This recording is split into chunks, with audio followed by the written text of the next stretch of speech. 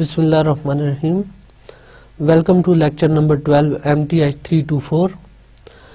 हमारा आज का टॉपिक है sufficient condition for analyticity using polar coordinates. Previous lectures में भी हमने पोलर कोऑर्डिनेट्स के बारे में बात की थी कि पोलर कोऑर्डिनेट्स समटाइम्स ट्रांसफॉर्मेशंस को सिंपलर फॉर्म में कर देते हैं। इसको यूज करके प्रॉब्लम सिंपल फॉर्म में आ जाता है। इसलिए आज के लेक्चर्स में भी हम ये देखेंगे कि अगर हम एनालिटिसिटी के अगेंस्ट पोलर फॉर्म में इसकी कंडीशन देखें तो वो क्या बनेगी।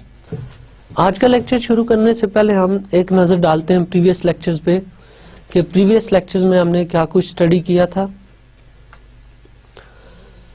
प्रीवियस लेक्चर्स में हमने बात की थी about sufficient conditions for analyticity and applications of Cauchy's Riemann equations पे। इसको कंक्लूड हमने यूं किया था कि एनालिटिसिटी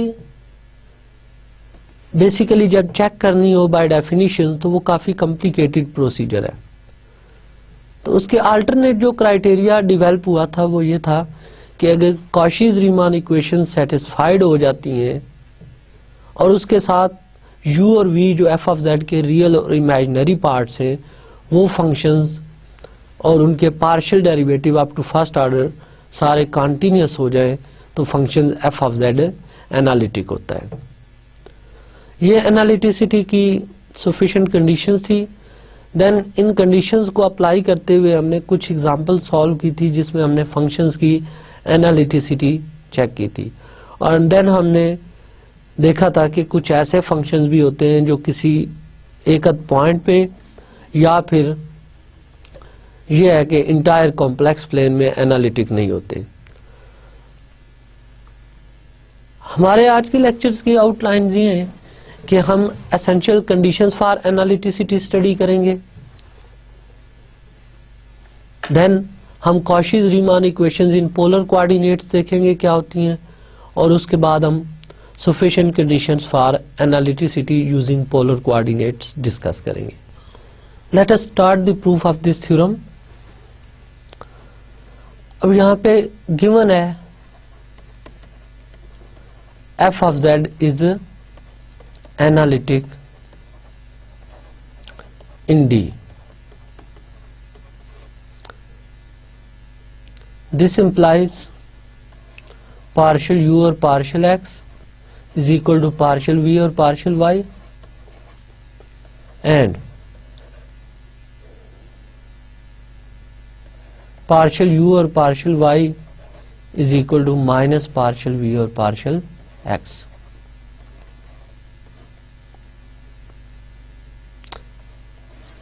ये CR इक्वेशंस होल्ड कर रही हैं इन डोमेन D।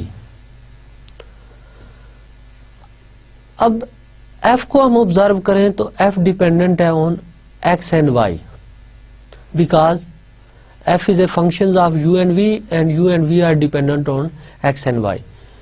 जबकि हम इसका पार्शियल डेरिवेटिव फाइंड करना चाहते हैं with respect to z conjugate. So partial f और पार्शियल z कॉन्जुगेट ये इक्वल होगा पार्शियल f और पार्शियल x, पार्शियल x और partial z conjugate plus partial f और पार्शियल y और partial z conjugate. So by chain rule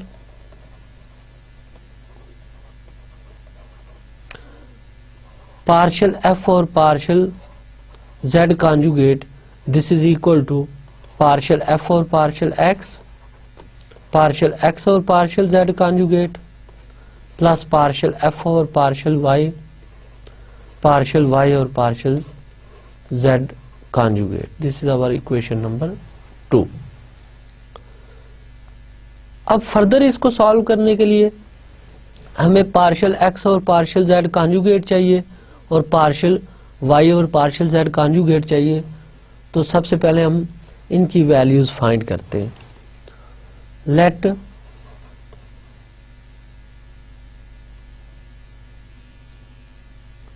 z is equal to x plus iota y। This implies z conjugate is equal to x minus iota y। इन दोनों terms को अगर हम add करें तो यहां से x की वैल्यू आ जाएगी 1/2 times z plus z conjugate, और अगर इनको हम सब्ट्रैक्ट करें तो y की वैल्यू आ जाती है हमारे पास 1/2 iota times z minus z conjugate. अब यहां से पार्शियल x और partial z conjugate find out करें, दिस इज 1/2, और पार्शियल y और पार्शियल z कॉन्जुगेट फाइंड करें, this is minus 1/2 iota. So put in 2, ये 2 में सब्स्टिट्यूट करें तो नोट करें कि इक्वेशन 2 हमारे पास थी पार्शियल f और partial z conjugate, partial f over partial z conjugate, this is equal to partial f by partial x into partial x और partial z conjugate which is 1/2 plus partial f और partial y into partial y और partial z conjugate which is minus 1/2 iota. अब यहाँ पे हम फिर stuck of हो गए बिकॉज पार्शियल f और पार्शियल x और पार्शियल f और पार्शियल y की क्या वैल्यूज हैं ये स्टिल अननोन है। तो f बिकॉज एक्सप्रेस्ड है u प्लस आयोटा v में, तो दिस इंप्लाइज पार्शियल f और partial x equal to partial u और partial x plus iota partial v और partial x। Similarly partial f over partial y जो है ये partial u और partial y plus iota partial v over partial y के equal है। तो ये वैल्यूज अगर हम सब्स्टिट्यूट करें तो पार्शियल f और पार्शियल x की वैल्यू आ गई पार्शियल u और partial x plus iota partial v over partial x multiplied with 1/2 and minus 1/2 iota partial u और partial y plus iota partial v और पार्शियल y। इनफैक्ट अब अगर इसमें हम CR इक्वेशन यूज करें, Cauchy's Riemann equation use करें, तो ये रिजल्ट कुछ इस फॉर्म में आता है हमारे पास पार्शियल u और partial x plus iota partial v और पार्शियल x माइनस 1/2 आयोटा। अब कॉशीज रीमान इक्वेशन रिकॉल करें तो ux equal to partial v और partial y and partial u और partial y is equal to minus partial v और partial x। So partial u और partial y is minus partial v और partial x plus iota and partial v और partial y is partial u और partial x। Because हमने कहा था कि CR equation जब भी हम यूज करेंगे तो हम जो partial derivative with respect to y हुआ करेंगे उनको partial derivative with respect to x में कन्वर्ट करेंगे। अब जस्ट ब्रैकेट्स ओपन करें, so this is 1/2 partial u और partial x plus iota over 2 partial v और पार्शियल x, और इस टर्म को सिंप्लीफाई करें तो ये माइनस माइनस प्लस हो गया, आयोटा से मल्टीप्लाई और डिवाइड करें तो अगेन ये टर्म हमारे पास बनती है minus iota over 2 partial v और पार्शियल x, और सेम केस में इस टर्म को सिंप्लीफाई करें आप तो ये टर्म हमारे पास आ जाएगी माइनस 1/2 टाइम्स पार्शियल u और partial x। Because iota iota से बैलेंस हो गया तो ये माइनस 1/2 टाइम्स पार्शियल u और पार्शियल x के इक्वल। अब इसमें हाफ ये कैंसल और ये टर्म इससे balance, so this is equal to partial f over partial z conjugate. Okay, यहां तक जस्ट हम रिविजिट करें कंप्लीट प्रूफ को तो गिवन था f of z u plus iota v analytic है।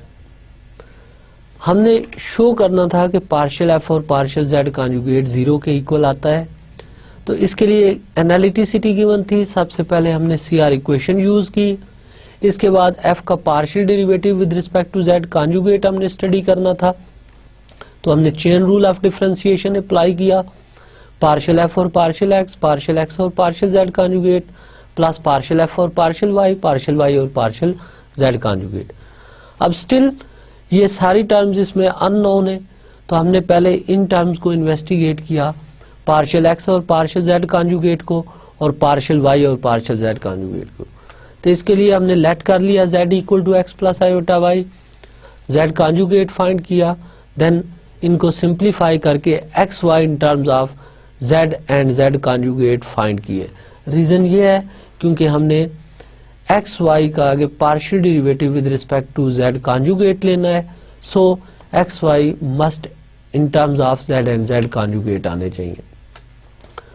यहां से एक्स वाई को ट्रांसफॉर्म करने के बाद हमने एक्स वाई के पार्शियल डेरिवेटिव्स फाइंड किए with respect to z conjugate, और ये पार्शियल डेरिवेटिव सब्स्टिट्यूट किए इक्वेशन नंबर 2 में। अब जब हमने ये पार्शियल डेरिवेटिव सब्स्टिट्यूट कर लिए थे, तो उसके बाद स्टिल प्रॉब्लम ये थी कि गिवन कॉशीज रीमान इक्वेशंस है, बट यहाँ पे टर्म पार्शियल एफ और पार्शियल एक्स इन्वॉल्व हो रही थी। सो एफ को हमने u plus iota v form में लिया, पार्शियल एफ और पार्शियल एक्स फाइंड किया विच इज पार्शियल u और partial x plus iota partial v और पार्शियल एक्स, पार्शियल एफ और पार्शियल y कैलकुलेट किया और इन दोनों की वैल्यूज सब्स्टिट्यूट कर दी।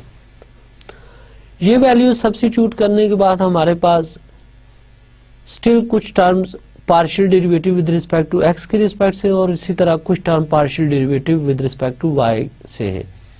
तो हमने सेम करने के लिए सीआर इक्वेशन यूज की और सिंप्लीफाई किया, तो पार्शियल एफ और पार्शियल जेड कॉन्जुगेट की वैल्यू 0 आ गई। ओके, हमने प्रीवियस थ्योरम में देखा कि जब भी कोई function f of Z analytic होता है किसी डोमेन में, तो उसकी कैरेक्टराइजेशन ये है कि उस फंक्शन का partial derivative with respect to z conjugate must 0 होना चाहिए।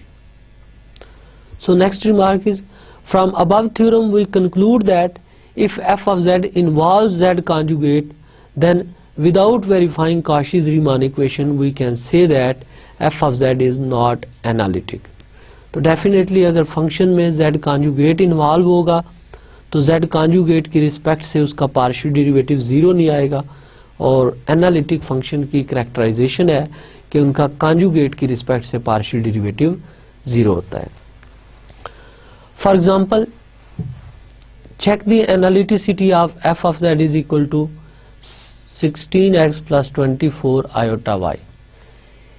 In fact, up to this level हमने जितने भी फंक्शन स्टडी किए हैं एनालिटिक, वो नॉर्मली हमने पोलिनोमियल्स टाइप के स्टडी किए हैं, इसलिए इसकी एनालिटिसिटी हम स्टडी कर रहे हैं using this property.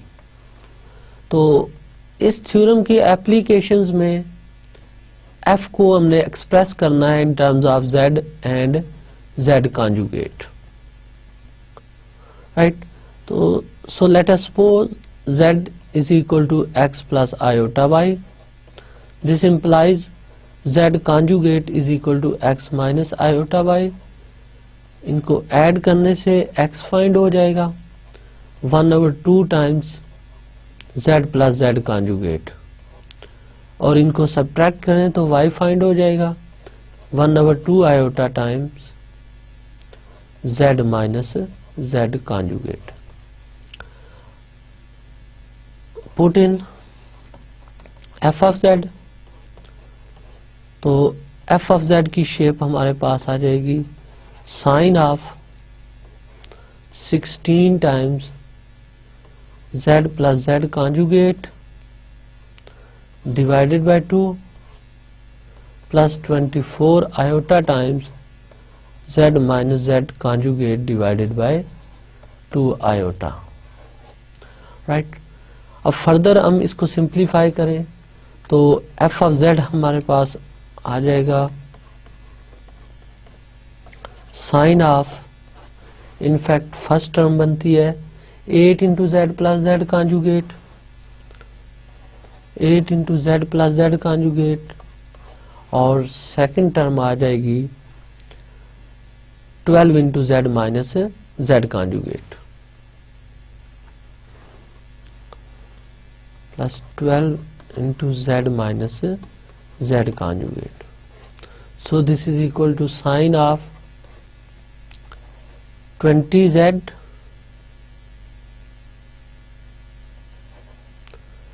and minus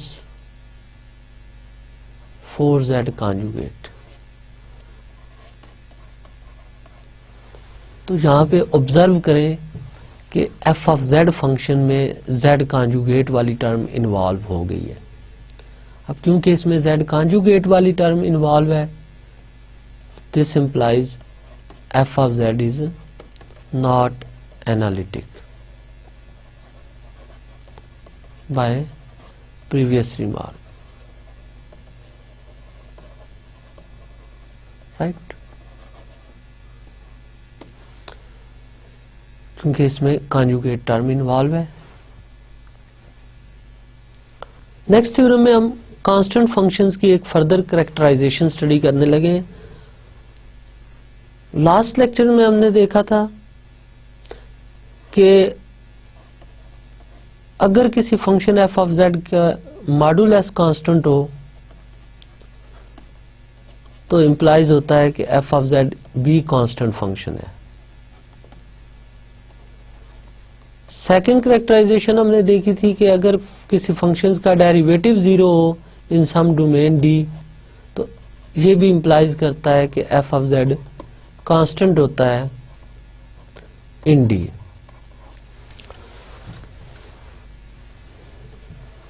आज के लेक्चर में भी हम कांस्टेंट फंक्शन की एक फर्दर कैरेक्टराइजेशन स्टडी कर रहे हैं कि if f and f conjugate both are analytic in a domain D, then f is a constant. So proof start करते हैं इसका. Given f, let us suppose this is u plus iota v, is analytic in D, right? This implies ux is equal to vy and uy is equal to minus vx in D. तो यहाँ से analyticity given थी, सो Kashi Riemann equations hold कर रही हैं. Kashi Riemann equations हमने use कर ली. अब फर्दर इसमें गिवन है कि f conjugate is also analytic in D.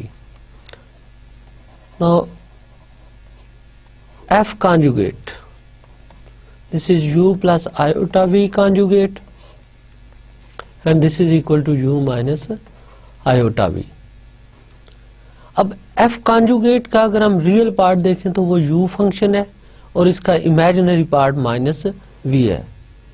Late us suppose capital U is equal to U, means conjugate functions का रियल पार्ट कैपिटल U और capital V is equal to say minus V.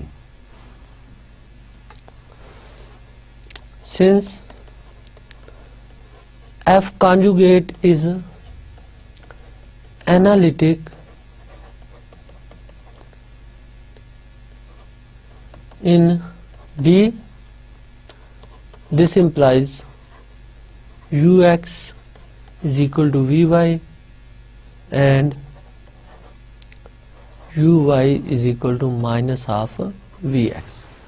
Conjugate functions given था analytic है, सो conjugate के जो real और imaginary parts हैं वो CR equations को सेटिस्फाई करेंगे. तो यहाँ से हमने कॉन्जुगेट फंक्शंस के रियल और इमेजिनरी पार्ट के कोरस्पॉन्डिंग CR इक्वेशन लिख ली. अब ऑब्जर्व करें कि capital U function small u के इक्वल था और capital V function minus v के इक्वल था. तो यहाँ से कैपिटल Ux जो है पार्शियल कैपिटल U और पार्शियल x, ये पार्शियल स्मॉल u और पार्शियल x के इक्वल है. तो ये टर्म यू एक्स के इक्वल आ गई। और इसी तरह वी वाई फाइंड करें तो इस second relation capital v is equal to minus small v, इससे आएगी minus v y. And similarly this relation gives us u y is equal to v x find करें तो वो माइनस ऑफ वी एक्स आ जाएगा। So this is equal to plus v x.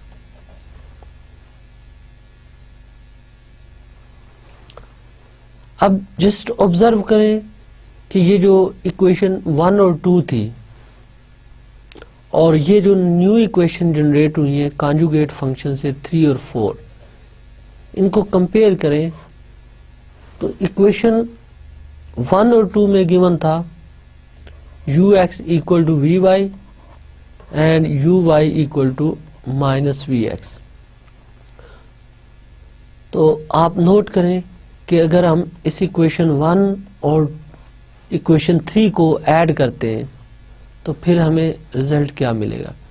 Adding 1 and 3 respective sides इनकी add करें तो 2 times u x is equal to 0 and this implies ux equal to 0 and this implies u is independent of x। जैसे कि हमने last lecture में बात की थी कि u का partial derivative with respect to x 0 है, so u is independent of x। अब सिमिलरली अगर हम सेकंड और फोर्थ इक्वेशन को ऐड करें तो हमारे पास रिजल्ट जनरेट होगा uy is equal to 0 and this implies u is independent of y। so u function जो है ये इंडिपेंडेंट ऑफ x भी है, इंडिपेंडेंट ऑफ y भी है। this implies u is constant। अब इनफैक्ट u के कांस्टेंट होने से f of z कांस्टेंट नहीं होगा because f of z u plus iota v के इक्वल है। तो अब हमने शो करना है कि इस केस में v भी एक कांस्टेंट फंक्शन है ताकि total function u plus iota v भी एक कांस्टेंट फंक्शन है। सो v को कांस्टेंट शो करने के लिए हम जस्ट इन इक्वेशंस को यूज करते हैं। बिकॉज ux 0 है तो ये इक्वेशन 3 में पुट करें। पुट ux इक्वल टू 0 इन 3, यहां से वी वाई 0 आ गया। This implies v is independent of y। और इसी तरह अगर u y को 0 इक्वेशन 4 में पुट करें, put u y equal to 0 in 4 तो v x इक्वल टू 0 आ गया। This implies v is independent of x। This implies v is constant because v independent of y भी है, v independent of x भी है, so v is a constant function. तो u और v दोनों constant हो गए। This implies f of z is constant. तो जस्ट कंप्लीट प्रूफ को देखें तो इसमें हमने f equal to u plus iota v को एनालिटिक यूज किया, CR इक्वेशन सेटिस्फाइड थी, उनको यूज कर लिया।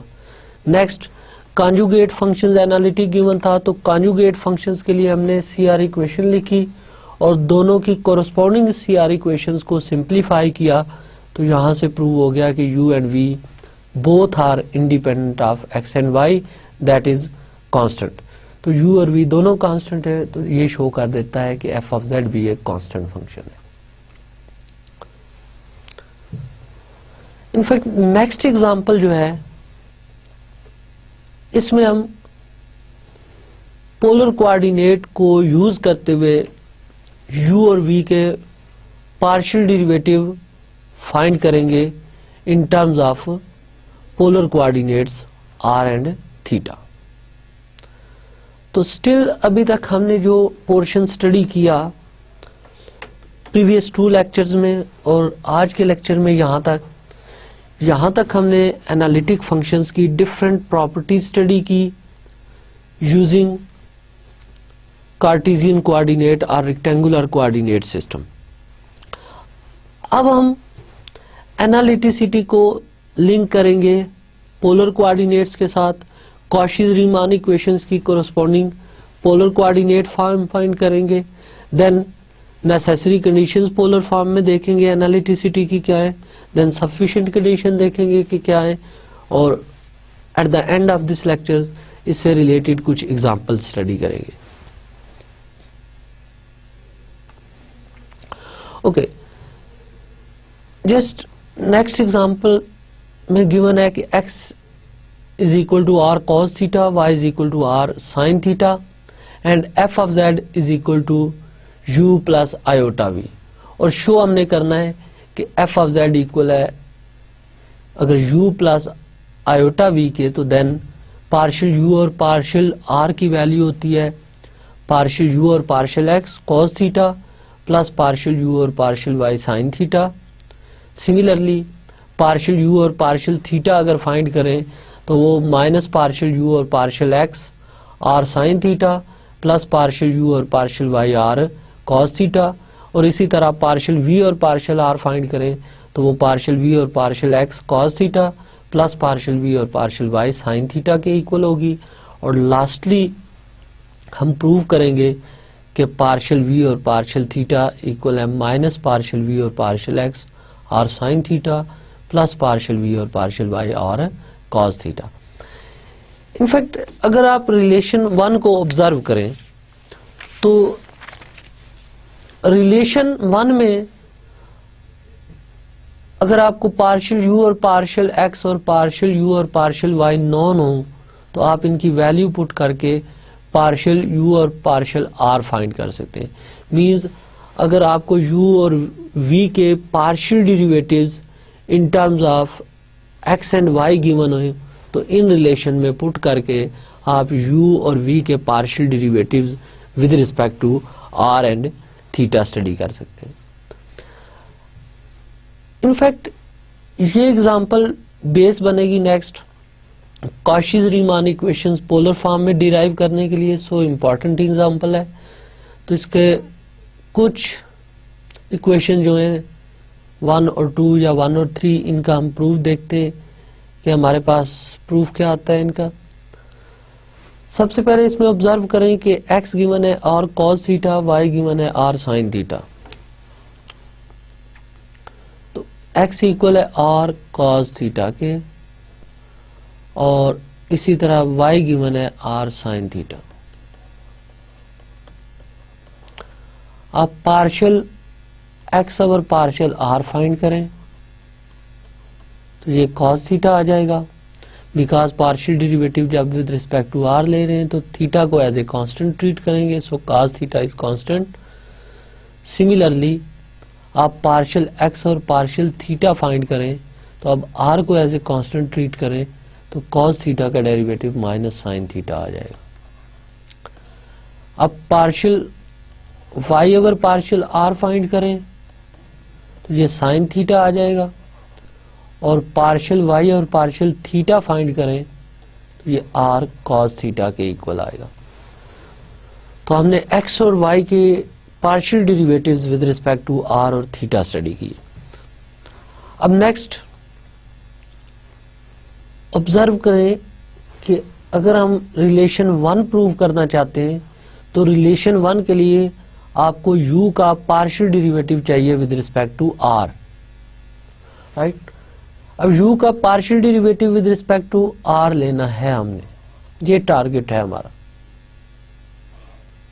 पार्शियल u और पार्शियल r फाइंड आउट करना है, but u in terms of r and theta नहीं given, u in terms of x and y given है, so u dependent on x and y है। Direct u का partial derivative with respect to r possible नहीं है, तो हम chain rule लगाएंगे, partial u और पार्शियल x फाइंड करेंगे, देन पार्शियल x और partial r, similarly partial u और पार्शियल y फाइंड करेंगे और फिर पार्शियल y और partial r। By chain rule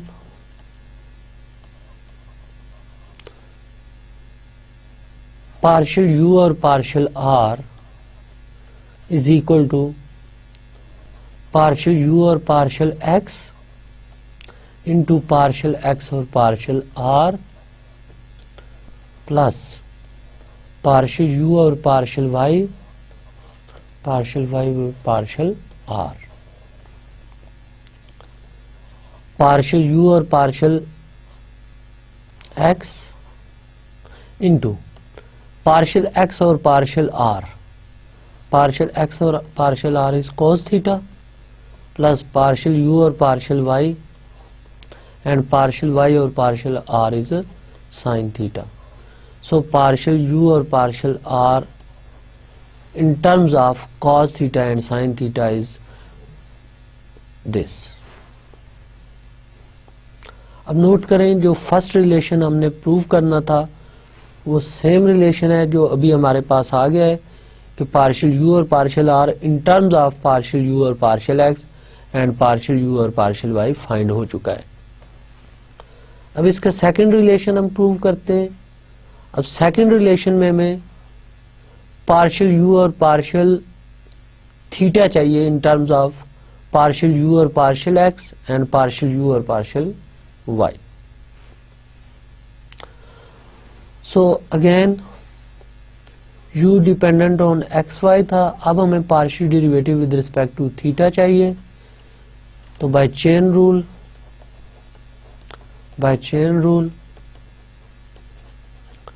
partial u और partial theta is equal to partial u और पार्शियल एक्स और partial theta plus partial u और partial y into partial y और partial theta. This is partial u और partial x. In fact partial x और partial theta की value थी हमारे पास minus r sine theta. So this is minus r sine theta plus partial u और partial y and partial y और partial theta की value थी r cos theta. So this is r cos theta. अब in fact इस relation को हम लिख सकते हैं इस फॉर्मेट में जो हमारा रिक्वायर्ड फॉर्मेट है. So this is equal to negative partial u और partial x r sine theta plus partial u और partial y r cos theta. ये पार्शियल यू और पार्शियल थीटा इक्वेशन नंबर 2 का प्रूफ आ गया हमारे पास. नेक्स्ट अगर हम इसमें इक्वेशन 3 डिराइव करें तो इक्वेशन 3 में आपको v का partial derivative first of all with respect to r चाहिए एंड देन v का partial derivative with respect to theta चाहिए. तो v dependent on x y है, इसका partial derivative with respect to r. यहां भी चेन रूल की जरूरत पड़ेगी because direct v dependent on r नहीं है. सो पार्शियल v और partial r is equal to partial v और partial x into partial x और partial r plus partial v और partial y into partial y और partial r. Simplify करें तो partial v और पार्शियल x. अब partial x और partial r की वैल्यू cos थीटा थी प्लस पार्शियल v और पार्शियल y और पार्शियल y और पार्शियल r की वैल्यू थी साइन थीटा. तो ये रिलेशन नंबर 3 का प्रूफ आ गया हमारे पास. सिमिलरली आप प्रूफ कर सकते हैं रिलेशन नंबर 4 कि v को as a function of x y treat करके इसका partial derivative with respect to theta find करें तो आपके पास ये रिलेशन नंबर 4 प्रूफ हो जाएगा. तो इस एग्जांपल में हमने देखा कि अगर x y dependent on r and theta हो जाएं तो स्टिल आप u और v के partial derivative with respect to r theta find कर सकते हैं in terms of u x and u y, similarly v x and v y. Next theorem जो है ये इंटरेस्टिंग कंडीशंस हमें बताता है, यानी CR equations in terms of polar coordinate बताता है। इनफैक्ट इसका जो प्रूफ है ये हमें लीड करेगा कि अगर कोई भी फंक्शन हमें पोलर कोऑर्डिनेट सिस्टम में गिवन होगा और हमने CR इक्वेशन चेक करनी होगी तो उसे कार्टेशियन कोऑर्डिनेट सिस्टम में ट्रांसफॉर्म करने की जरूरत नहीं है, हम डायरेक्ट पोलर फॉर्म में CR इक्वेशंस को ट्रांसफॉर्म कर लेते हैं, ताकि अगर u and v in terms of r and theta given हो तो आप पार्शियल u और पार्शियल r, पार्शियल v और पार्शियल r और इसी तरह derivative with respect to theta find करके CR इक्वेशंस वेरीफाई कर सकें। अब नोट करें कि फर्स्ट जो CR इक्वेशन है इन पोलर कोऑर्डिनेट वो ये है कि पार्शियल u और partial r equal to 1/r partial v और partial theta. Similarly partial v और partial r is -1/r partial u और पार्शियल थीटा। इनफैक्ट आप ऑब्जर्व करें कि प्रीवियस एग्जांपल में हमने पार्शियल u और पार्शियल r की वैल्यू फाइंड की थी in terms of partial u और partial x and partial u और पार्शियल y। तो इक्वेशन 1 हमारे पास है प्रीवियस एग्जांपल से। Equation 1 partial u over partial r is equal to partial u over partial x cos theta plus second term थी partial u over partial y into sine theta. ये previous example से equation number 1 थी। तो ये term already calculated है हमारे पास, partial u और पार्शियल r एग्जांपल 1 से एज इट इज इसका प्रूफ उठाएं तो ये रिजल्ट हमारे पास आएगा। Right, let me call it 1 again. अब इसकी राइट साइड चेक करने के लिए आपको पार्शियल v और पार्शियल थीटा चाहिए। तो पार्शियल v और पार्शियल थीटा भी आप प्रीवियस एग्जांपल्स में फाइंड कर चुके हैं कि partial v over partial theta जो है ये इनफैक्ट माइनस पार्शियल v और partial x r sine theta plus partial v और partial y r cos theta के इक्वल है।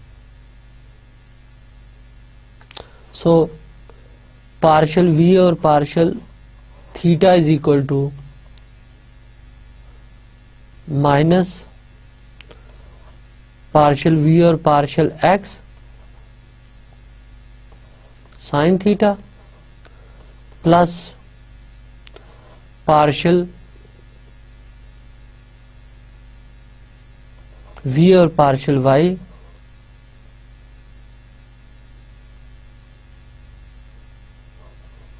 r cos theta.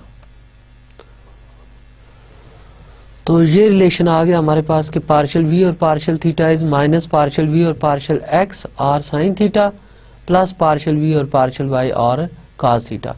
In fact required जो इक्वेशंस हैं उसमें हमने पार्शियल v और पार्शियल थीटा को डिवाइड करना है r से। सो अगर बोथ साइड्स को हम r से डिवाइड कर लें तो 1/r partial v over partial theta becomes minus partial v और partial x sin theta plus partial v और पार्शियल y cos थीटा। अब ऑब्जर्व करें कि अगर इस इक्वेशन को हमसे 2 लेट कर लें तो क्या हम इन 1 और 2 से ये कह सकते हैं कि लेफ्ट साइड इक्वल है? यहां से ये राइट साइड कंपेरेबल नहीं है, बिकॉज इसमें ux uy वाली टर्म इन्वॉल्व हो रही हैं, जबकि सेकंड में हमारे पास v वाली टर्म इन्वॉल्व हो रही है।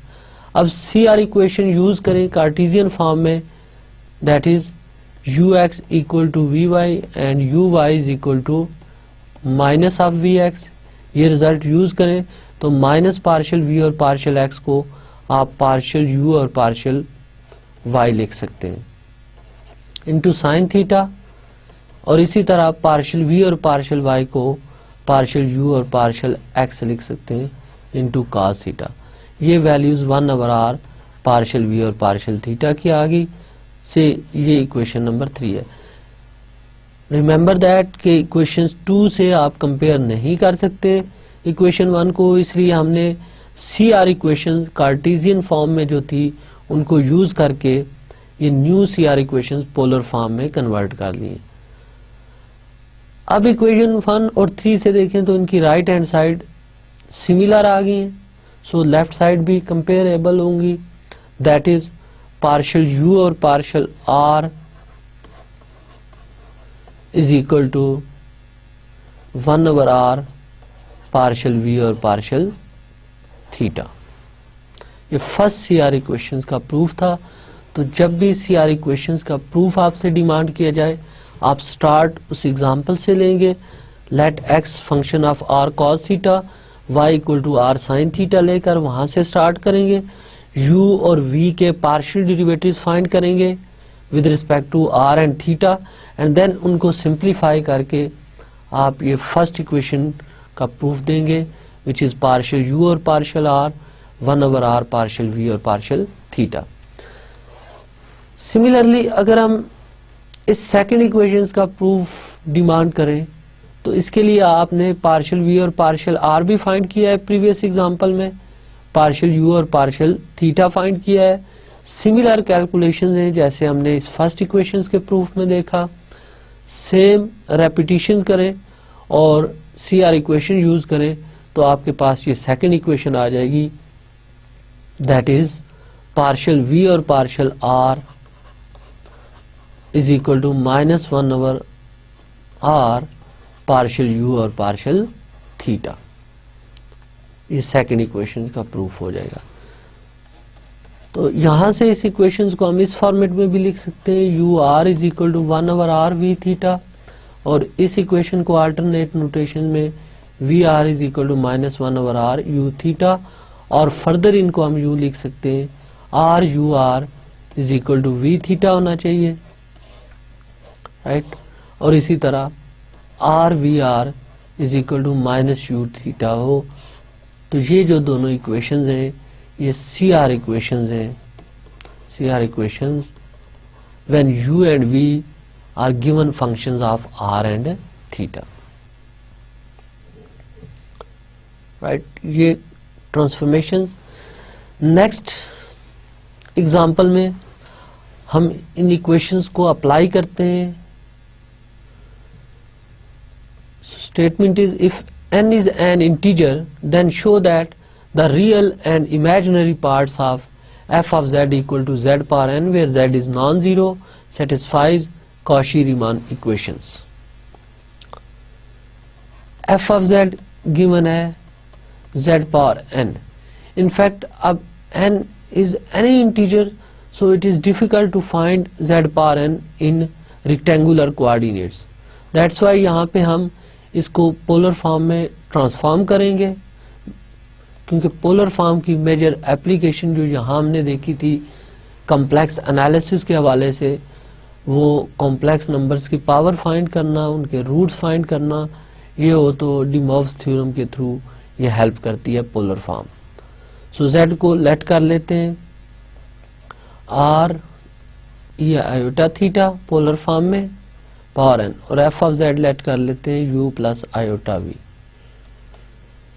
यहाँ पे डी मोव्स थ्योरम लगाएं, so this is r power n e power iota n theta, this is r power n into Euler identity use करें, e power iota n theta is cos n theta plus iota sine n theta.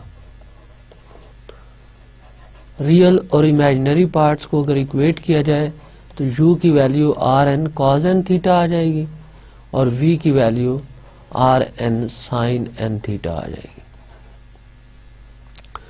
तो यहाँ पे हमने u और v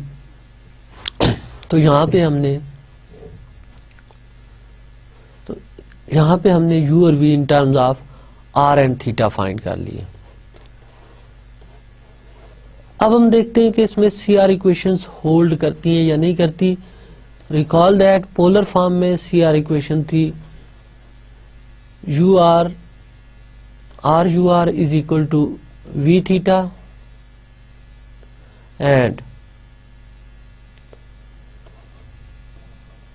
are v r is equal to minus of u theta, right. ये equations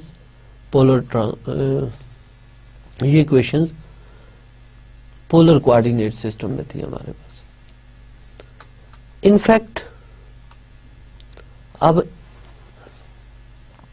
in fact अब इनको हम चेक करते हैं।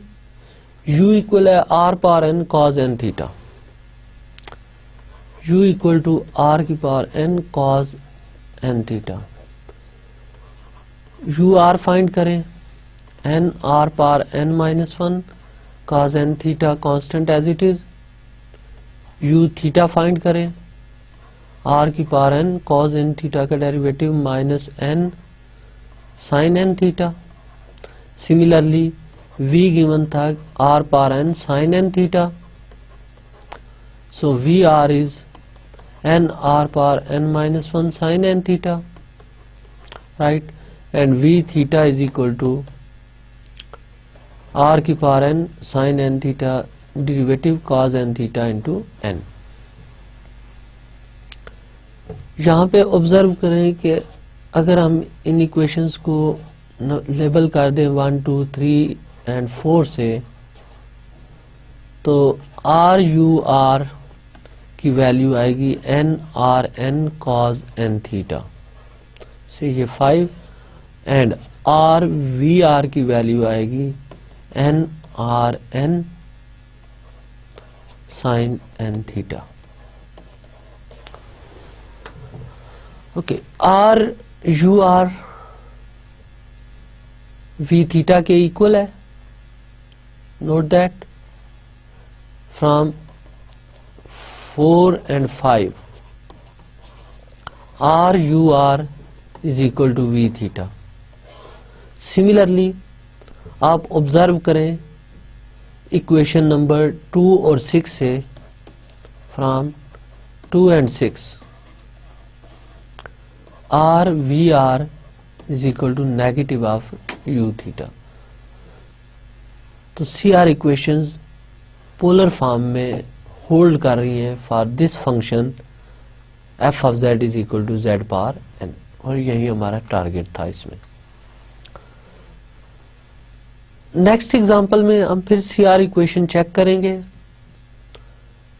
For another function f of z is equal to z power 5 over z 4 का मॉडुलस। अगेन यहाँ पे देख लें z की पावर 5 इन्वॉल्व है, सो अगर रेक्टेंगुलर कोऑर्डिनेट सिस्टम में इसको कन्वर्ट करेंगे तो ये काफी कॉम्प्लिकेटेड फॉर्म बनेगी। इसलिए हम यहाँ पे भी प्रेफर करेंगे कि इस फंक्शन को हम पोलर फॉर्म में ट्रांसफॉर्म कर लें। गिवन है f of z is equal to z की power 5 divided by z power 4 modulus. Let us suppose z is equal to r e iota theta, therefore u plus iota v is equal to r e iota theta power 5 over r e iota theta power 4 modulus. Again this is equal to r power 5 e power iota 5 theta over r power 4 into e iota 4 theta modulus. Since e iota theta modulus is equal to 1 होता है, तो ये term तो 1 आ जाएगी, तो this implies u plus iota v equal to r5 r4 से balance करें, r ये टर्म 1 के इक्वल है, so e power iota theta Euler identity use करें, ये cos of 5 theta plus iota sine of 5 theta. So यहाँ से u की वैल्यू r cos 5 थीटा और v की वैल्यू r sin 5 थीटा आ गई। अब हम CR इक्वेशन चेक करते हैं। u इक्वल है r cos 5 theta. So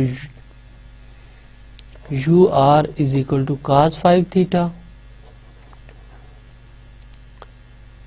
and u theta is equal to minus 5r sin 5 theta। Similarly v equal था r sin 5 theta के,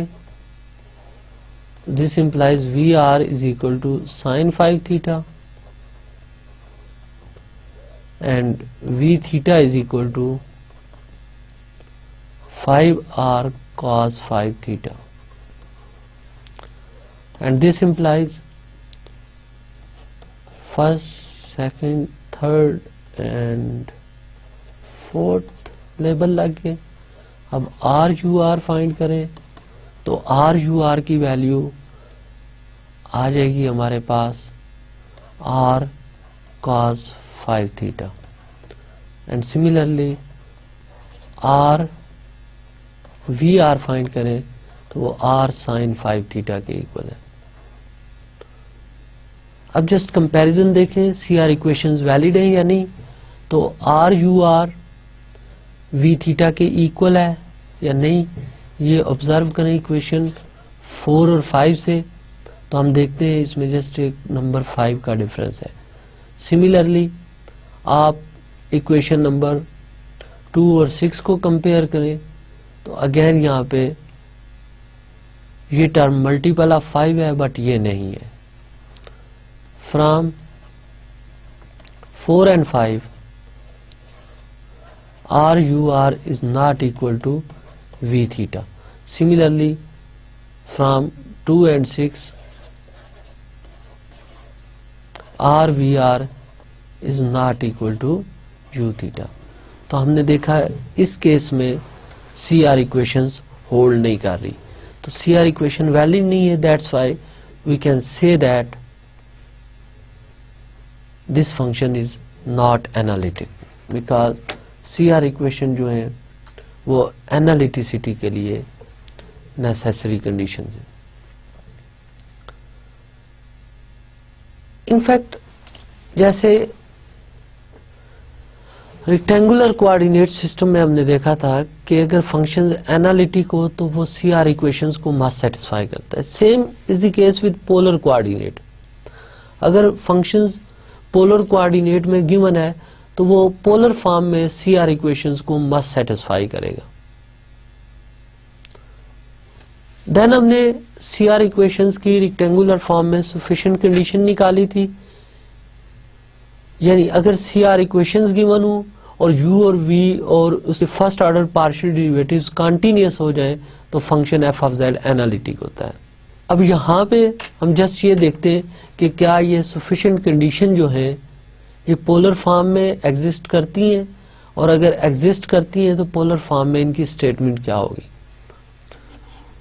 Suppose the real functions u r theta and v r theta are continuous and have continuous first order partial derivatives in a domain D. Same condition जो rectangular form में थी कि u v और इनके first order partial derivatives continuous होने चाहिए with respect to their arguments, तो यहाँ पे भी सेम कंडीशन है कि u v और इनके first order partial derivatives continuous होने चाहिए with respect to arguments r and theta। और फर्दर अगर ये u और v सी आर इक्वेशंस को सेटिस्फाई करते हैं इन डोमेन D, तो then f of z u plus iota v type का जो फंक्शन होगा ये मस्ट एनालिटिक होगा। और सेम केस जैसे वहां पे हमने देखा था कि अगर फंक्शन किसी पॉइंट पे डिफरेंशिएबल है और एनालिटिक है तो उसका डेरिवेटिव हम फाइंड कर सकते हैं पार्शियल u और partial x plus iota partial v और पार्शियल x से। सिमिलरली अगर पोलर फॉर्म में भी फंक्शन एनालिटिक है इन सर्टेन डोमेन डी, तो आप किसी भी पॉइंट z पे इसका डेरिवेटिव देखना चाहते हैं तो इसके डेरिवेटिव फाइंड करने का फार्मूला है e power minus iota theta partial u और partial r plus iota partial v और पार्शियल r। और अगर हम इन टर्म्स ऑफ थीटा इसी फार्मूले को देखें तो just C R equation use करें, पार्शियल u और पार्शियल r, पार्शियल v और पार्शियल r की value in terms of partial derivative with respect to theta जो है वो पुट करें तो आपको similar term f dash z इस फॉर्म में मिल जाएगी। अब इनफैक्ट अगर हम देखना चाहें कि ये जो f डैश z टर्म आई है प्रूफ में, ये किस तरह इन्वॉल्व हुई है, ये टर्म जो है e power minus iota theta.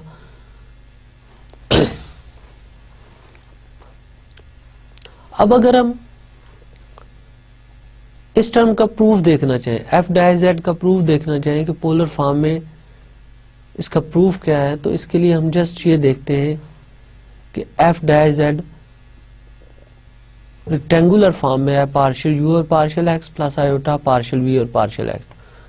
तो आप रिकॉल करें कि हमने एक एग्जांपल में पार्शियल u और पार्शियल r फाइंड किया था इन टर्म्स ऑफ पार्शियल u और पार्शियल x। इसी तरह हमने पार्शियल v और पार्शियल r फाइंड किया था इन टर्म्स ऑफ पार्शियल u और partial x and partial v और पार्शियल x। आप जस्ट वहां से पार्शियल u और पार्शियल r लेंगे उस एग्जांपल से और पार्शियल v और पार्शियल r लेंगे सेम एग्जांपल से की इक्वेशन नंबर 1 और 3 से। अब क्योंकि ये एक्सप्रेस्ड होगा इन टर्म्स ऑफ पार्शियल u और partial x and partial v और पार्शियल x, और ये भी पार्शियल u और पार्शियल x और पार्शियल v और पार्शियल x में एक्सप्रेस होगा, तो आप इन दोनों को सिंप्लीफाई करके पार्शियल u और पार्शियल x की वैल्यू फाइंड करोगे, पार्शियल v और पार्शियल x की वैल्यू फाइंड करेंगे। यहाँ से जो भी वैल्यू आएंगी वो जस्ट इस फार्मूले में f डैश z में सब्स्टिट्यूट करेंगे एंड आफ्टर सम सिंप्लीफिकेशन ये फार्मूला प्रूफ हो जाएगा। तो ये तो जस्ट इसके प्रूफ का स्केच था। नेक्स्ट एग्जांपल में हम अप्लाई करते हैं इस फार्मूले को to find the derivative of a complex valued functions given in polar coordinates. If alpha is a fixed real number, then the function f of z r की power f of z given function है, f of z is equal to r की power 1/3 e power iota theta over 3। अब हमने derivative find करना है because ये functions polar form में है। तो बाय प्रीवियस स्लाइड्स आप नोट करें कि पोलर फॉर्म में f डैश z का जो डेरिवेटिव था वो e power minus iota theta into जो दो टर्म्स इन्वॉल्व हो रही थी वो पार्शियल u और partial r plus iota partial v और पार्शियल r के इक्वल, पार्शियल u और partial r plus iota partial v और पार्शियल r है। तो आपने ये डेरिवेटिव फाइंड करना है तो आपको u का derivative with respect to r और v का derivative with respect to r चाहिए। ओके, सबसे पहले हम देखते हैं कि ये फंक्शंस एनालिटिक है या नहीं है, बिकॉज जब तक ये फंक्शंस एनालिटिक नहीं होगा आप ये फार्मूला यूज नहीं कर सकेंगे। तो एनालिटिसिटी के लिए अगेन हम यहाँ पे सहारा लेंगे सी आर इक्वेशंस का। सो एफ ऑफ जेड को u प्लस आयोटा भी लिखें और राइट साइड को सिंप्लीफाई करें। This is r power 1/3 into cos theta over 3 plus iota sin theta over 3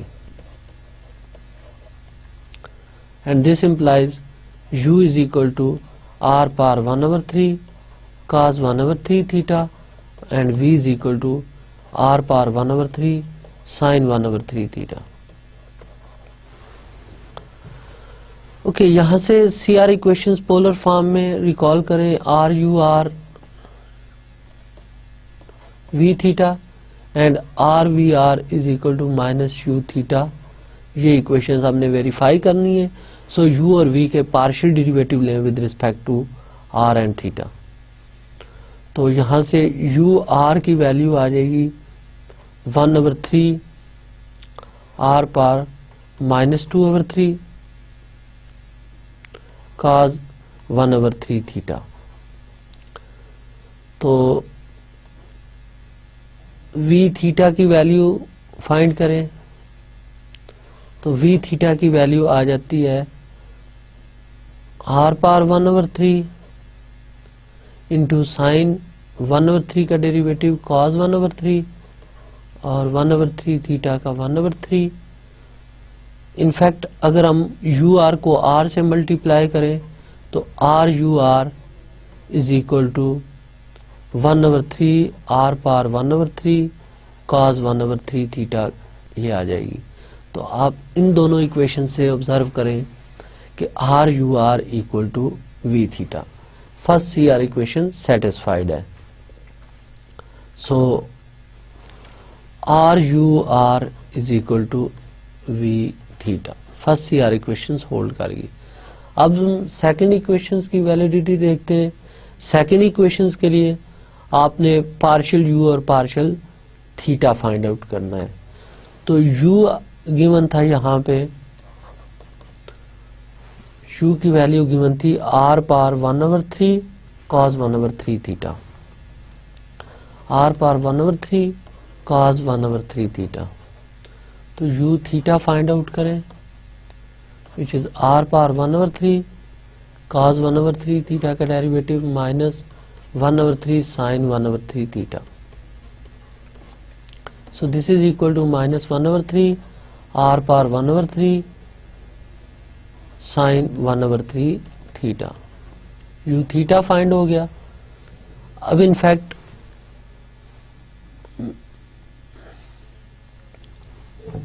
in fact partial v और पार्शियल आर फाइंड करना है हमने।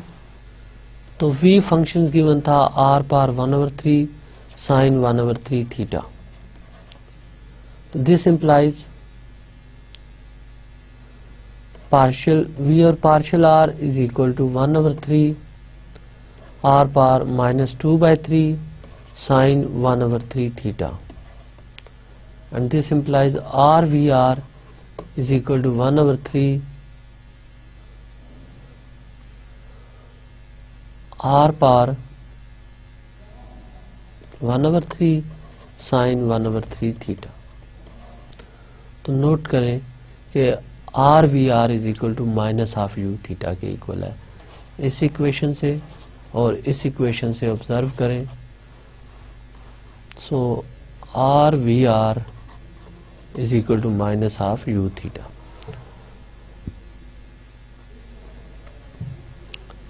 तो सी आर इक्वेशंस होल्ड कर रही है फॉर दिस फंक्शन। अब सी आर इक्वेशंस के साथ अगर यू वी और इसके partial derivatives up to first order continuous हुए तो ये फंक्शन एनालिटिक होगा। तो हम नोट कर रहे हैं कि यू थीटा कॉन्टिन्यूस है इंटायर कॉम्प्लेक्स प्लेन में एक्सेप्ट 0। सिमिलरली वी आर इस इक्वेशन से ऑब्जर्व करें तो ये भी कॉन्टिन्यूस है अदर देन 0। और प्रीवियस देखें तो यू आर भी कॉन्टिन्यूस है एक्सेप्ट 0, वी थीटा भी कॉन्टिन्यूस है, यू भी कॉन्टिन्यूस है, वी भी कॉन्टिन्यूस है। तो क्लियरली ये फंक्शंस एनालिटिक है। अब एनालिटिक है तो हम इसका डेरिवेटिव फाइंड करते हैं। तो डेरिवेटिव के लिए जस्ट फार्मूला रिकॉल करें कि एफ डैश जेड इक्वल है e power minus iota theta partial u और partial r plus iota partial v और partial r. So f dash z is equal to e power minus iota theta partial u और partial r plus iota partial v और partial r. यहाँ पे आपने just value substitute करनी है partial u और partial r की और पार्शियल वी और पार्शियल आर की। तो यहाँ पे आपने जस्ट वैल्यू सब्स्टिट्यूट करनी है पार्शियल यू और पार्शियल आर की और पार्शियल वी और पार्शियल आर की। और इनको सिंप्लीफाई करना है, तो आफ्टर सिंप्लीफिकेशन आपके पास रिक्वायर्ड रिजल्ट आ जाएगा। आज के लेक्चर्स में हमने एनालिटिसिटी को डिस्कस किया using polar coordinates, Cauchy's-Riemann equations का प्रूफ देखा यूजिंग पोलर कोऑर्डिनेट्स, और कुछ एग्जांपल्स पे अप्लाई की Cauchy's-Riemann equation in polar coordinate और एनालिटिसिटी डिराइव की। These are the references for today's lecture. Thank you.